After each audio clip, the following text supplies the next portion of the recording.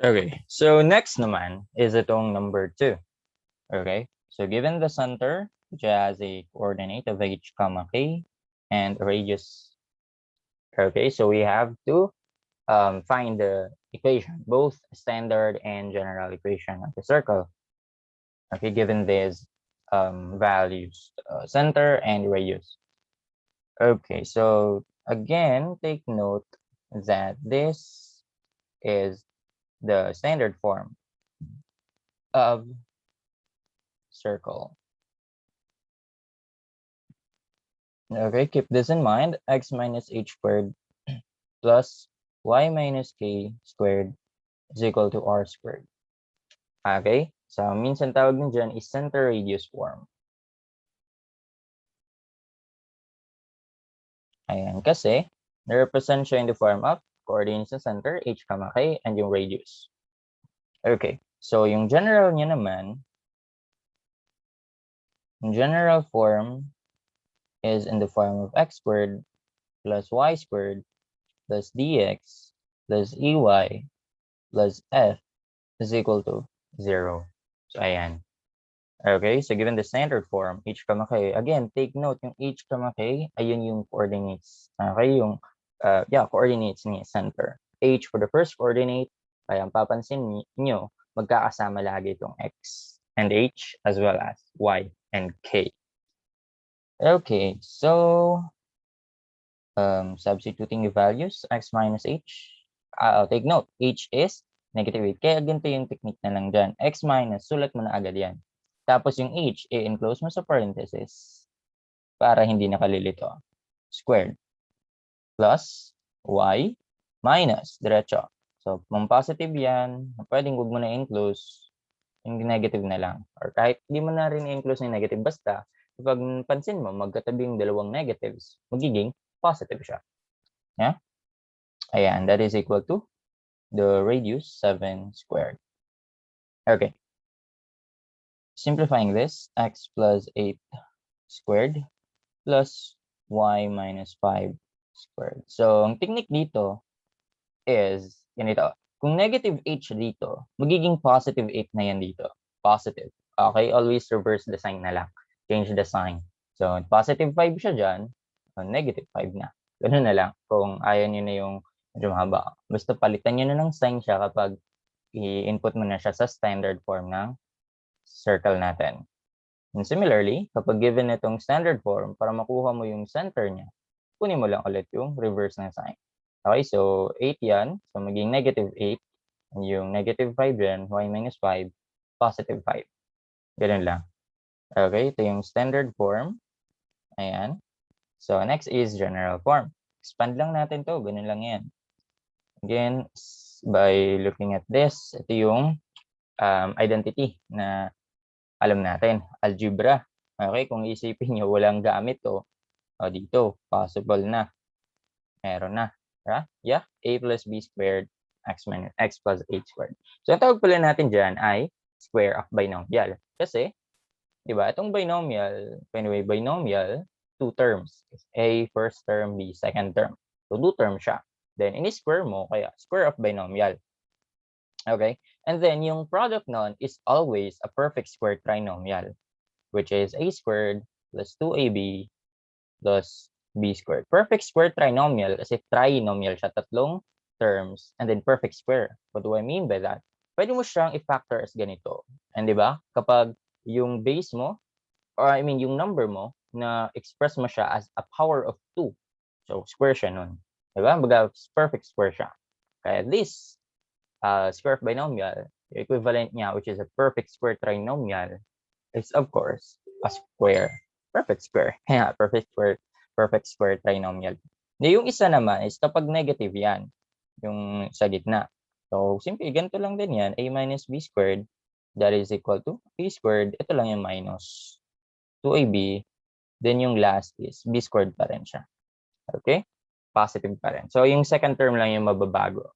Kasi kapag in-expand mo yan, a minus b, sige, try natin. Expand natin. Wala kayong tiwala. Okay. So, a plus b, yung una mo na. A plus b. Yeah? So, a times a squared. A times B, AB, B times A, AB pa rin, or BA. Kasi sinabi natin ganyan, AB is also equal to B times A. Yeah? So that is called commutative property of multiplication. Para sila meron ni addition. May commutativity din. May property of commutativity rin si addition. And lastly, B times B. Yeah? So B squared. So ayun, kung papansin nyo, E squared plus AB plus AB. So treat this as a single variable. So parang mag-add ka lang x plus x. So 2x, diba?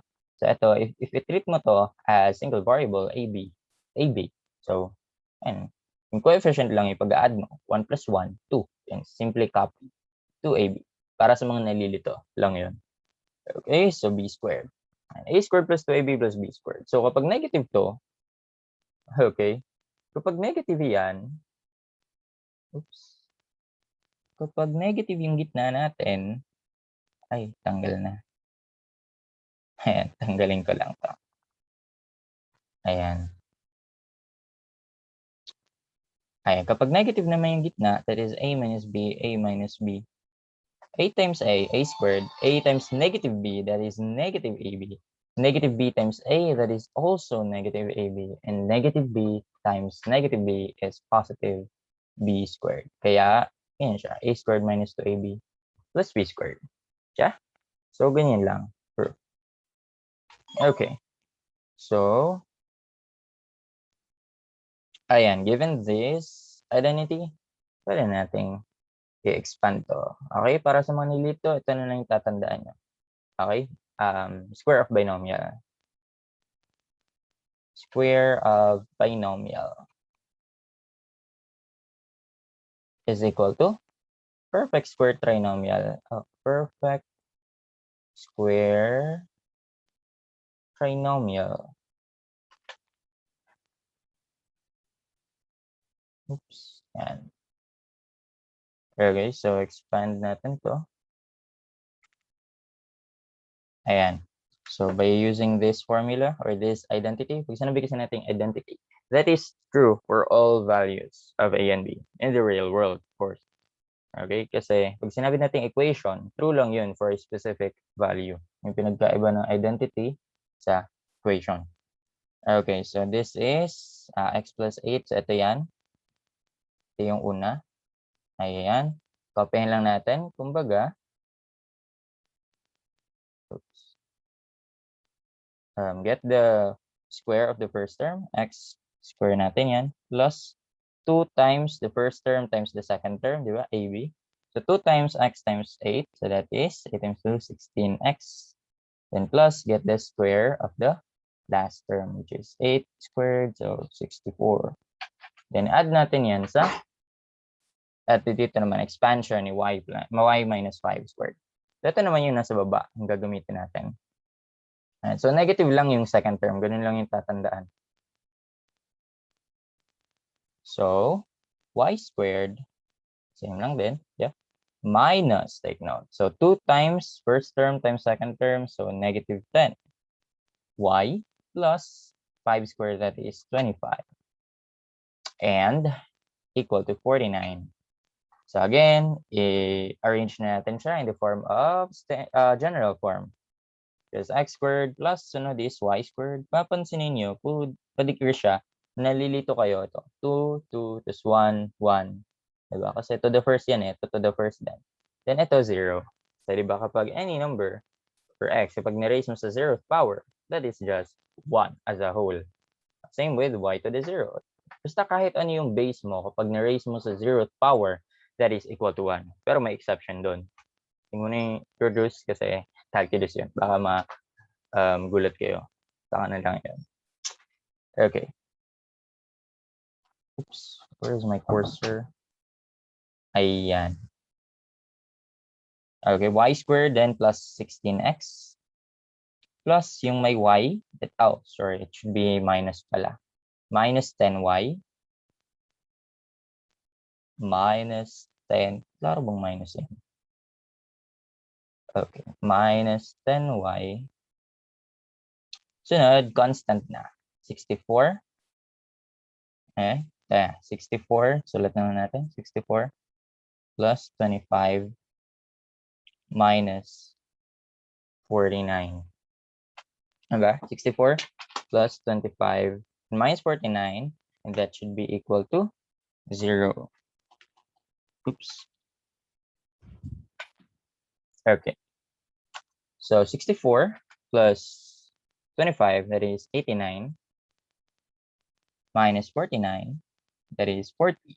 So x squared plus y squared plus 16x minus 10y plus 40, yeah, equals 0. Yeah? 89 minus 49. And this is a general form of the circle with center -8, 5 and radius of 7. And that's it. Hope you learned something. Hindi pala.